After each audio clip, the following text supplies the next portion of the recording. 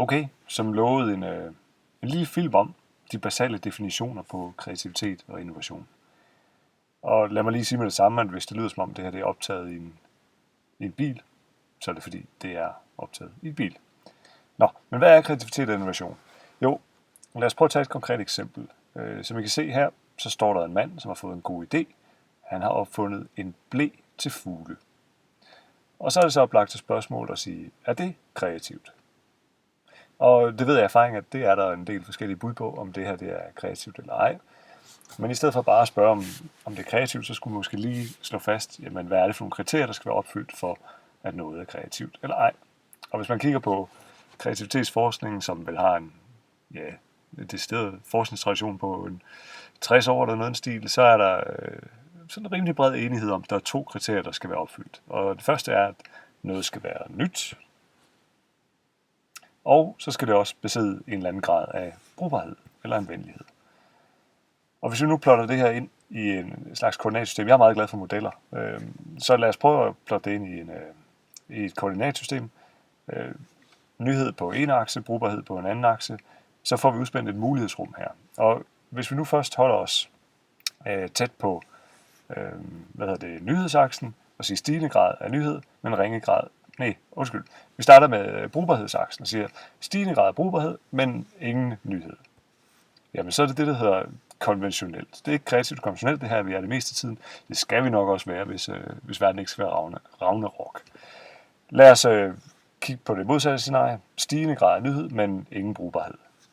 Jamen så er vi i et felt, vi kunne kalde bizart. Det vil nok være et meget passende begreb. Men er vi derimod i den situation, at vi har noget af begge dele, så starter vi hernede. Ringe grad af nyhed, men noget nyhed, og stigende grad af brugbarhed. Så vil vi kalde det inkrementel kreativitet, altså gradvis forbedring af det eksisterende. Mediumniveau kreativitet med stigende grad af nyhed når vi helt op på højniveau kreativitet, og endelig radikal kreativitet. Hvad der ligger præcis i de begreber, jamen det må blive et emne for et andet blogindlæg. Nu skal vi have de basale definitioner på plads først. Så er det oplagt spørgsmål selvfølgelig nu, hvor vil man placere fugleblæen? Og eksemplet er sjovt, synes jeg, fordi det er et faktisk patent, som er optaget, ikke overraskende, i USA. Og jeg har spurgt en del mennesker omkring det her. De fleste ender et eller andet sted over i bizart, og det er nok tilbøjeligt til også at placere den her idé over i bizart. Men pointen er selvfølgelig, at skaberen af ideen, den glade mand med pæren over hovedet op, han synes da helt klart, at ideen ligger et eller andet sted herover, altså et ret højt kreativitetsniveau. Og det fortæller os noget om, at kreativitet er en subjektiv størrelse. Ja, nu sprang jeg lige en gang for langt frem. Lad os lige blive her. Ja, kreativitet er en subjektiv størrelse. Det vender vi tilbage til, hvorfor det er vigtigt. Hvad er så innovation? Jo, nu klikker han frem alligevel. Lad os prøve at tegne en ny model. Jeg sagde jo, at jeg godt kan lide dem, og det passer. Stigende grad, eller en y-akse med kreativitetsniveau på, og en x-akse med værdi på.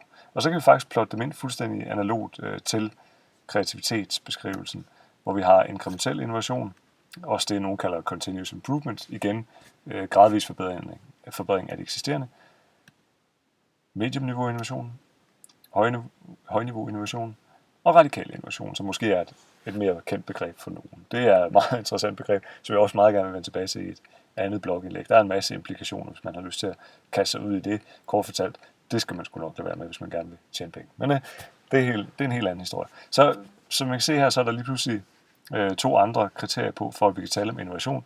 Den ene er værdi, stigende grad af værdi. Jo højere værdi, jo større grad af innovation. Og jo højere grad af kreativitetsniveau, det vil sige nyhed og brugbarhed, jamen jo højere grad af innovation også. Og værdi er jo enormt centralt, fordi det man kan se, der så bliver forskellen på kreativitet og innovation, som nogen jo bruger som enslydende begreber, ens betydende begreber, jamen det er, at der skal være tale om noget nyt og brugbart i begge scenarier, men det er faktisk kun, når vi når til innovation, at kreativiteten har bevist sin værdi. Med andre ord, så er innovation, det er egentlig realiseret kreativitet, og vel at mærke realiseret med succes. Så sådan lige opsummeret, kreativitet, det er det at skabe nye og brugbare idéer, vurdere den enkelte, Og innovation, det er det at være kreativ og værdiskabende på samme tid. Og den her måde at skære kagen på, jeg siger ikke, at det er den eneste og den fyldestgørende definition på innovation og kreativitet, men jeg ved af erfaring, at det er nogle definitioner, der virker, for at stå på den måde, at det er godt at have et sprog om de her to særskilte størrelser. For det første er det vigtigt at have et sprog om kreativitet, forstået på den her måde, fordi kreativitet er enormt sårbar. Man behøver sådan set bare at sige, det har vi prøvet før, og så er kreativiteten ligesom listet ret hurtigt ud af døren. Og nu har vi lige pludselig, i det vi siger, at kreativitet er en subjektiv størrelse, så har vi lige pludselig en situation, hvor jeg altid kan påberåbe mig kreativitet, fordi det er vurderet den enkelte, hvorvidt noget er kreativt eller ej.